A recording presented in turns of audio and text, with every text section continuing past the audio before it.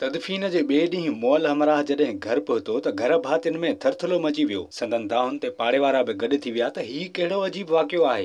इहो वाक़ियो पंजाब में पेश आयो जिते हिकु मौल हमराह जेरो घर मोटी आयो। पुलिस मूजिबि इहो अनोखो वाक़ियो चीचा वतनी वारे इलाइक़े में पेश आयो जिते फ़ौती तदफ़ीन जे ॿिए ॾींहुं जेरो घर मोटी आयो। पुलिस जी जाच मूजिबि मोहम्मद असलम नाले हमराह अक्सर घर मां गुम रहंदो हो ऐं कुझु ॾींहं अॻु मोहम्मद असलम घरां ग़ाइब हो। जॾहिं हमराह जी ॻोल्हा कई वई त घर भातियुनि खे हिकु लाश जो इतला मिलियो जंहिंजी शिकिल असलम सां मिलंदड़ जुलंदड़ हुई। घर भातियुनि उनखे असलम समझी दफ़नाए छॾियो पर असलम त जेरो हो सो ॿिए ॾींहुं घर मोटी आयो। तॾहिं उहा हक़ीक़त साम्हूं आई त संदन घर भातियुनि कंहिं ॿिए शख़्स खे असलम समझी दफ़नाए छॾियो आहे। अहिड़ी सूरत हाल में ख़ौफ़ विचां सभिनी जूं दाहूं निकिरी वयूं ऐं घर वारनि जे गोड़ ते सॼो मुहलो गॾु थी वियो। तदफ़ीन जे ॿिए ॾींहुं असलम खे घर ॾिसी माण्हू बि हैरान थी विया ऐं इहा ॻाल्हि झंग में बाहि जीअं पखिड़िजी वई। पर जॾहिं खेनि हक़ीक़त जी ख़बर पई त सभिनी असलम जे घर भातियुनि खे मुबारकूं ॾिनियूं ऐं ख़ुशीअ जो इज़हार बि कयो। विज़िट कयो अवामी आवाज़ मीडिया ग्रुप जी वेबसाइट awamiawaz.pk